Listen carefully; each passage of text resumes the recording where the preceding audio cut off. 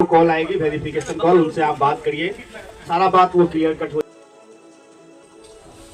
नमस्कार, आप देख रहे हैं सीमांचल अपडेट्स। मेरा नाम है प्रभु। अभी हम मौजूद हैं पूर्णिया के वार्ड नंबर 16 में, और वार्ड नंबर 16 के जो पार्षद है शकील जी, आज उनके यहाँ जन सुराज पार्टी की सदस्यता अभियान को हमने देखा। और सदस्यता अभियान में वार्ड के कई प्रबुद्ध लोगों के साथ साथ जो युवा है और वो तमाम लोग यहाँ काफ़ी बड़ी संख्या में आए हुए थे, और सभी ने जन सुराज की सदस्यता ग्रहण की। और क्या कुछ खास हुआ, आइए हम जानते हैं, बात करते हैं यहाँ के जो वार्ड पार्षद हैं शकील जी, और साथ में जन सुराज के महानगर अध्यक्ष राजीव रॉय, उनसे भी हम मुखातिब होंगे और उनसे बात करेंगे कि आज की ये जो सदस्यता अभियान है उसमें क्या कुछ खास हुआ। और जन सुराज जो कि नया बिहार बनाने की बात करते हैं, और जिस तरह से वो समस्याओं को गिनाते हैं और उन समस्याओं से लोगों को निजात दिलाने की बात करते हैं, तो क्या वो धरातल पर इन सब चीज़ों को ला पाएंगे? क्या वो इस बार का विधानसभा चुनाव जीत पाएंगे? क्या जन सुराज का सरकार बन पाएगा?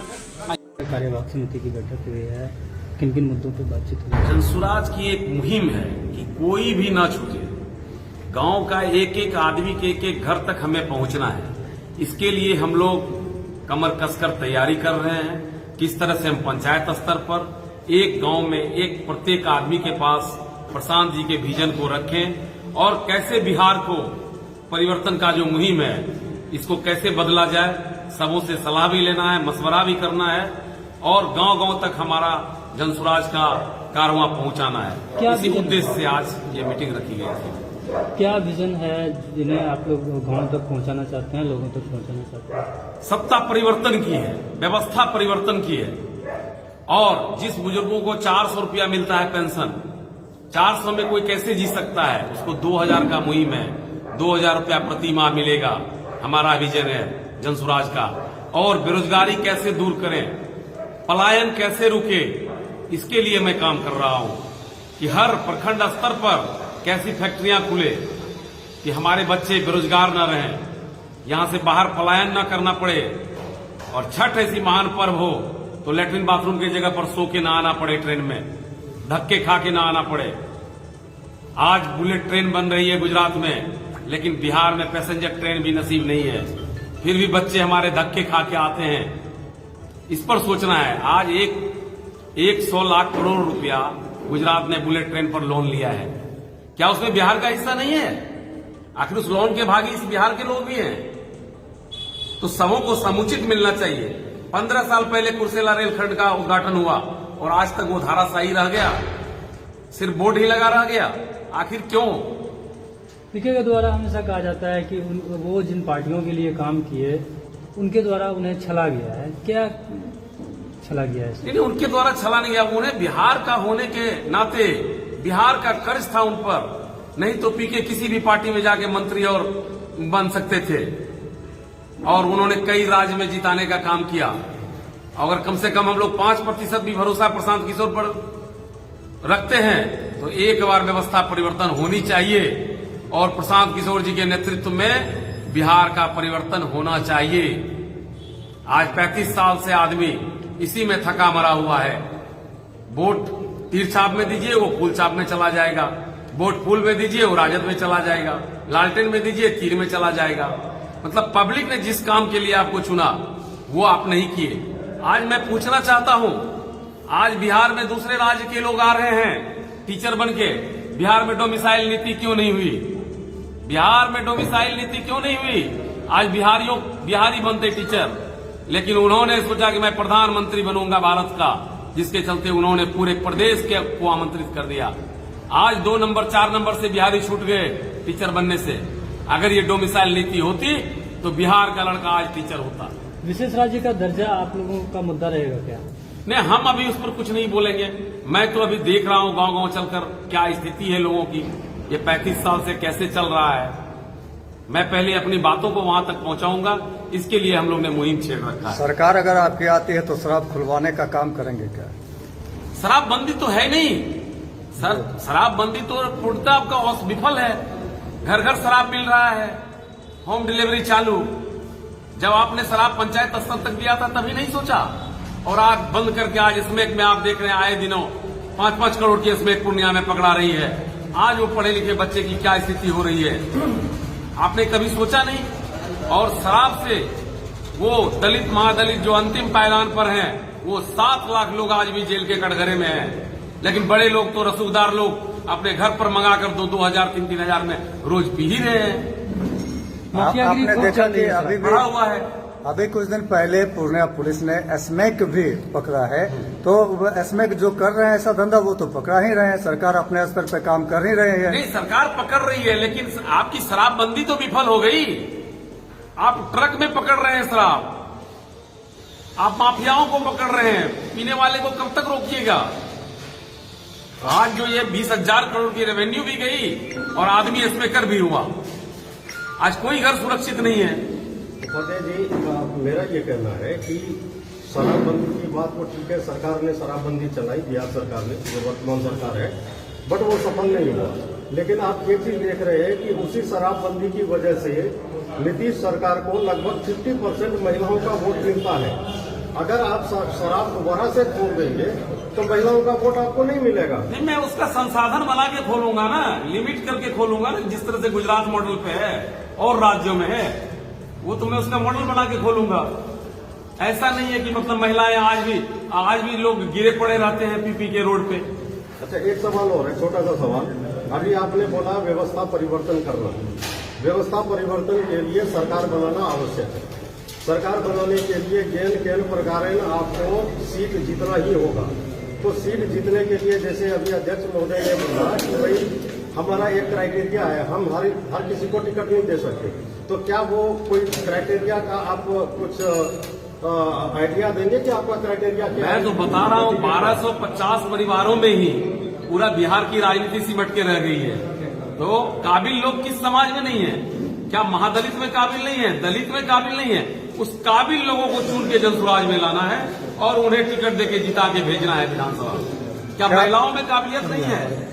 इसलिए मैं महिलाओं को भी टिकट दूंगा। मुस्लिम समाज जो आज हाशिए पर खड़ी है, मैं उनको भी 40 टिकट हमारा है, जिसकी जितनी साझेदारी है, भागीदारी है, उसको उतना टिकट दिया जाएगा और उसमें काबिल लोगों को चुन के विधानसभा भेजा जाएगा। क्या परिचय? अमरनाथ उपाध्याय, जिला कार्यालय प्रभारी पूर्णिया। क्या कहना चाहेंगे? महानगर में भी अभी आप मीटिंग में थे और यहाँ प्रखंड मीटिंग में भी है, इसको लेकर क्या कहेंगे? देखिए, हम महानगर अध्यक्ष होने के नाते महानगर में हम ऑलरेडी बहुत सजग हैं और सजगता के साथ रोज एक मीटिंग रखाना हमारा लक्ष्य है। और जब हमारे नेता का यहाँ पे आगमन होगा तो आप यही जान लीजिए कि पूरा महानगर और प्रखंड स्तर से बहुत सारे लोग उनके स्वागत में आएंगे और बहुत सारे लोग उनसे जुड़ेंगे। वैसे भी जनस्वराजी धीरे धीरे हो रहा है पूरा समाज, और कुछ दिनों में इसका परिणाम भी आपको देखने को मिलेगा और बहुत जगह तो देखने के लिए मिला भी होगा, चाहे उपचुनाव हो या MLC चुनाव हो।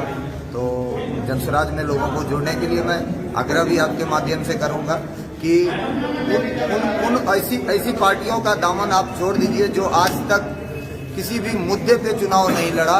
उसका मुद्दा सिर्फ एक है, जातिवाद का मुद्दा, हिंदू मुस्लिम का मुद्दा, मंदिर मस्जिद का मुद्दा। कभी भी किसी भी नेता का, आपके माध्यम से हम बोलना चाहेंगे कि कोई ऐसा नेता का हमको ये दिखाइए, बयान दिखाइए जिसने रोड के लिए, सड़क के लिए, माताओं बहनों के लिए, यहाँ के रोजगार के लिए, लाइटिंग का व्यवस्था दुरुस्त करने के लिए, अपना घूसखोरी के खिलाफ इन मुद्दों पे चुनाव लड़ा हो। मुद्दा नेता को अब कुछ दिन में देखिए ना, सिर्फ जातियों का मुद्दा रह जाएगा, लेकिन मेरा मुद्दा सिर्फ और सिर्फ बिहार के विकास का मुद्दा है। मैम, आप पहले बीजेपी में थी और बीजेपी छोड़ के जनसुराज में आए हैं। जनसुराज आने का क्या उद्देश्य है? बीजेपी ऐसे माना जाता है कि अच्छा पार्टी है, तो आप उसको त्याग कराएं। प्रशांत किशोर जी की बातों से मुझे एक नया विजन लगा, बिहार के विकास के लिए एक नया विजन होगा। बीजेपी में हम थे, लेकिन वहाँ पे देख रहे थे कि केवल मतलब कुछ जात पात ये सब की राजनीति हो रही थी। बिहार कैसे आगे बढ़े, इस पर कोई किसी भी तरह का ये नहीं था। कभी नीतीश कुमार की तरफ चले जाना, कभी छोड़ देना, ये मतलब ठीक नहीं लग रहा था। तो अभी सर कह रहे थे कि हम सरकार नहीं बल्कि व्यवस्था बदलने की बात करते हैं, तो जनसुराज के द्वारा वाकई में व्यवस्था बदली जाएगी, जो व्यवस्था बिल्कुल बदली जाएगी। अब अभी आप देखे होंगे कि जैसे हाल में ये 13 तारीख को बीपीएससी का एग्जाम पेपर लीक हो गया। अब कितनी मेहनत से दूर दूर से बच्चे आ रहे हैं और पेपर लीक हो जा रहा है। तो सही बात है, हम लोग मतलब देखें कि किसी भी वोटर को ये देखना चाहिए कि मेरे बच्चे का क्या भविष्य है, उस पर वोट देना चाहिए। अब चाहे एसएससी का परीक्षा हो, चाहे बीपीएससी का हो या नीट का हो, हर किसी का तो वही हाल है। तो बस व्यवस्था तो परिवर्तन होनी चाहिए। क्या परिचय हुआ? सुनीता सिंह। कैसे करिए ना, क्या कुछ कहना चाहेंगे? आज जनसुराज का मीटिंग था और आप भी बढ़ चढ़ करके भाग लेते रहे हैं जनसुराज में। जिस दिन प्रशांत किशोर जी आए थे पूर्णिया, उस दिन भी आपने पूरन देवी का सफर किया था उनके साथ में, वहां से होटल तक का सफर आपने किया था। तो आपको कैसा महसूस हो रहा है और क्या कहना चाहेंगे उनके लिए और यहाँ के जनता जनार्दन? शुरुआत पूरन देवी मंदिर से हुआ था, क्योंकि वहाँ के आशीर्वाद से हम लोग सिर्फ होटल ही नहीं बल्कि प्रशांत किशोर जी के साथ हम लोग चलकर सदन तक भी उनको पहुँचाने का काम करेंगे। मकसद एक ही है, वो है कि आज तक जिस मुद्दे पर चुनाव नहीं हुआ, क्योंकि आज तक मुद्दा हुआ धर्म, आज तक मुद्दा हुआ जात, लेकिन उस मुद्दे पर कभी चुनाव नहीं होता है। जो बेसिक मुद्दा होता है, जो लोग अभी हम लोगों को देखते हैं जिस भी जगह पर, उनके घर में उनका बेटा जो है वो नहीं रहता है, उनकी जो बहू है, नया शादी आज होता है और कल पता चलता है कि उसको पंजाब जाना पड़ जाता है, क्योंकि यहाँ रोजगार नहीं है, इंडस्ट्री नहीं है, और उसको लेकर सरकारें विफल है। अधिकारियों का राज चलता है यहाँ पर। और अगर रोजगार की बात करेंगे तो यहाँ पर कुछ भी इस पर साधन नहीं है। और जो पुराने हमारे नेता हैं, उनके पास ये कहना रहता है कि हमारे पास संसाधन नहीं है, जबकि यहीं का अनाज जो है वो बाहर जाता है और फिर वही दोबारा रिपैकिंग होकर यहाँ पर आकर बिकता है।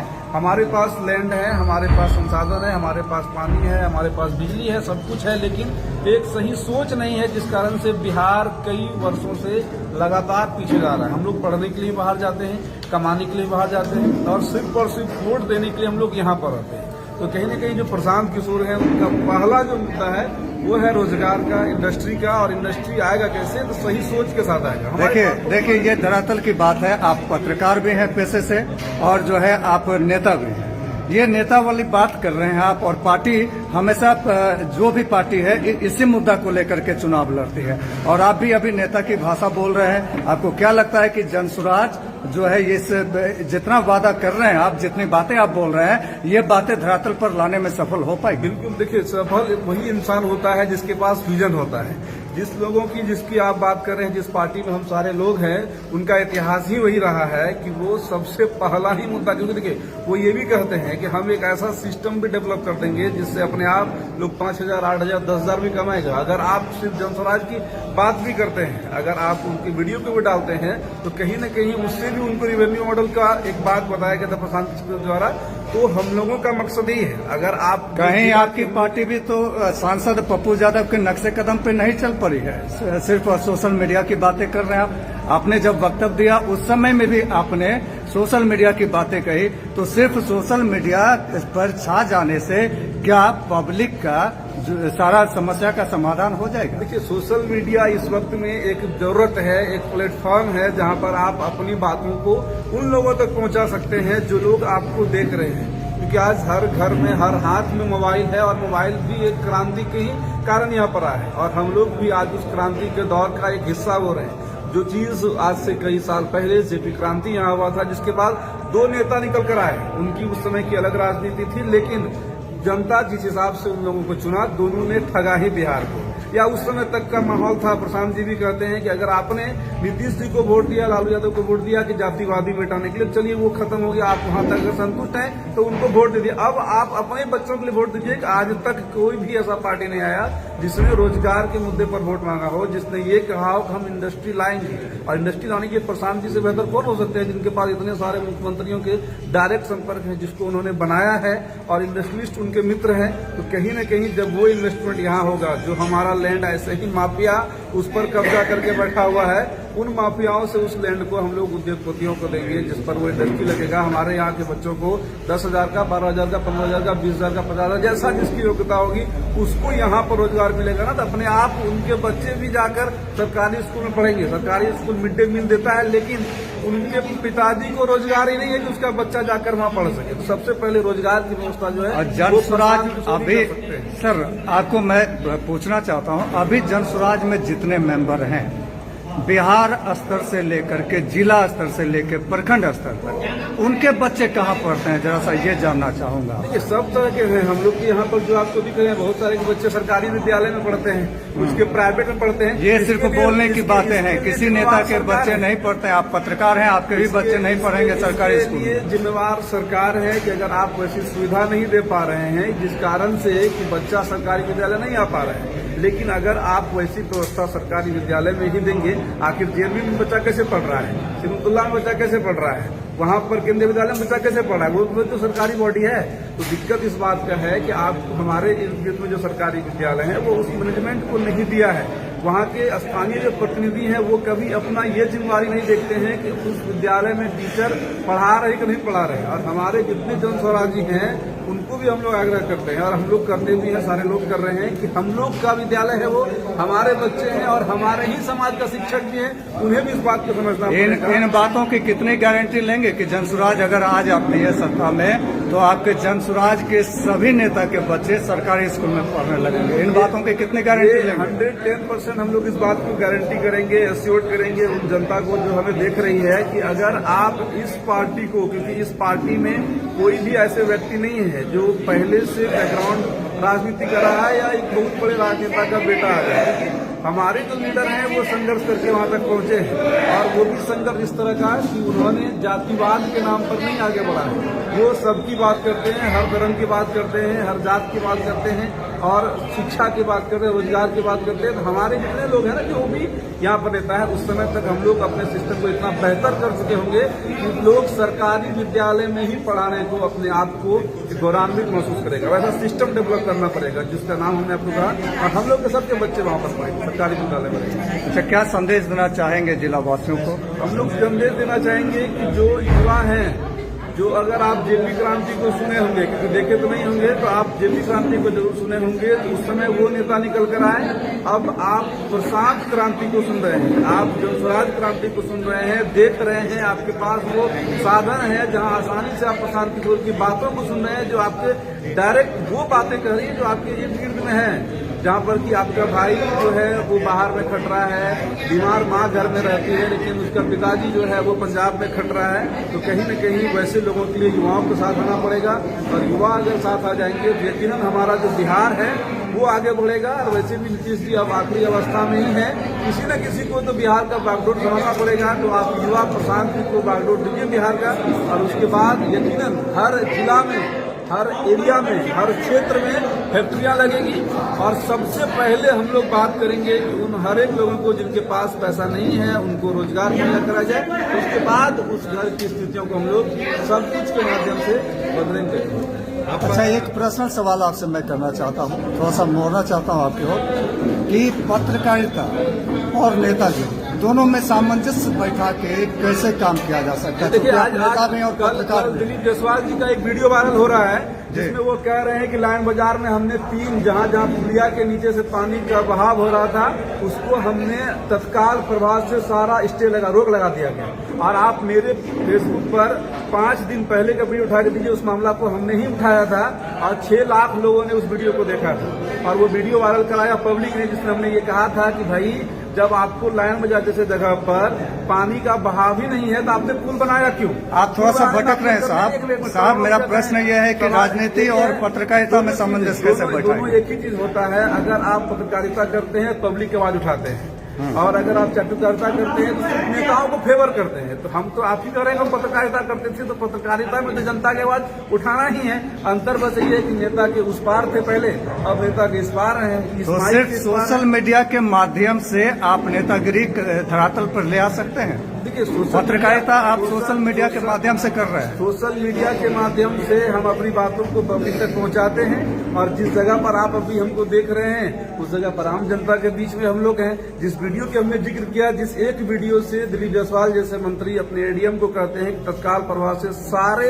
जो भी लाइन बाजार में काम हो रहे थे सब पर अभी तत्काल स्टे लग गया है, जांच शुरू हो गया है। तो जो चीजें हम क्रांति कर सकते थे 100 भीड़ जुटा के, वो अगर हम एक वीडियो, और उस एक वीडियो में किसी का भी बयान नहीं है, उस एक वीडियो में यही एक आदमी है जो अपने कैमरामैन के सहयोग से खड़ा होता है खुद पर और बोल देता है और उसके बाद वहाँ पर कार्रवाई हो जाती है। रीता भी इसी को कहते हैं। तो सोशल मीडिया का जमाना है और बूस्ट अप करके भी जो है आप इसको वायरल कर सकते हैं, तो उससे कल्याण नहीं कर सकते। बूस्ट करके वायरल कराना हो या फिर आम नागरिक वायरल करा दे, वायरल करना कल्याण नहीं हो सकता उससे। जो है जनता तक उस मैसेज को पहुंचे, अधिकारी उसको नोटिस करे और उसके अलावा जो सरकार के लोग हैं वो उस पर काम करें, क्योंकि अभी हम लोग विपक्ष की भूमिका में है, सत्ता में अभी हम नहीं है, हमारी पार्टी नहीं है।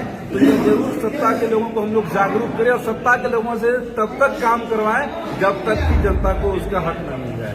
धन्यवाद। अपना शुभ नाम बताइए और पार्टी का डेजिग्नेशन बताइए प्लीज। आशीष मेहता, पार्टी में हम संस्थापक सदस्य हैं और राज्य समिति के। धन्यवाद। आपने देखिए, वो टिकट देना तो खैर मेरा काम नहीं है, वो ऊपर के पदाधिकारी जो भी प्रशांत किशोर जी है या फिर जो अध्यक्ष है उन लोगों को ज़्यादा अच्छे से पता होगा कि क्या मामला था। हो सकता है कि जनसुराज का जो क्राइटेरिया कैंडिडेट का उसमें वो फिट नहीं बैठते हो या जो भी कारण रहा होगा वो तो प्रशांत किशोर जी या जो जिन्होंने चुनाव किया है उनको पता होगा। ये जनसुराज की तरफ से यहाँ प्रखंड कार्यवाहक समिति की बैठक हुई है, क्या कुछ खास हुई इसमें? इस प्रखंड कार्यवाहक समिति की बैठक थी पूर्णिया पूर्व का। जनसुराज को कैसे घर घर पहुँचाना है उसकी रूपरेखा तैयार की जा रही है। यहाँ आप देखते हैं कि हर पंचायत से लगभग लोग आए हुए हैं और उनके साथ हम लोग विचार विमर्श करें। साथ में जिला के महिला अध्यक्ष, कार्यालय प्रभारी, सभी पदाधिकारी हैं वो आए हुए हैं और यहाँ पे हम अभी विचार कर रहे हैं कि कैसे पंचायत अध्यक्ष का चुनाव हो और पार्टी को कैसे घर घर पहुँचाया जाए, जनसुराज को कैसे घर घर पहुँचाया जाए, उसी पे अभी हम लोग विचार कर रहे हैं। तो आज की जो बात हुई है वो पंचायत अध्यक्ष का जो है आप लोग ये करेंगे? हम पंचायत अध्यक्ष का चुनाव के बारे में अभी हम लोग विचार विमर्श कर रहे हैं और जनसुराज को हर घर कैसे पहुँचाना है जी, उसके बारे में हम लोग प्लानिंग कर रहे हैं और विचार विमर्श। अपना परिचय दे दें। मेरा नाम डॉक्टर कृष्ण मोहन कुमार है, मैं जनसुराज का जिला सचिव।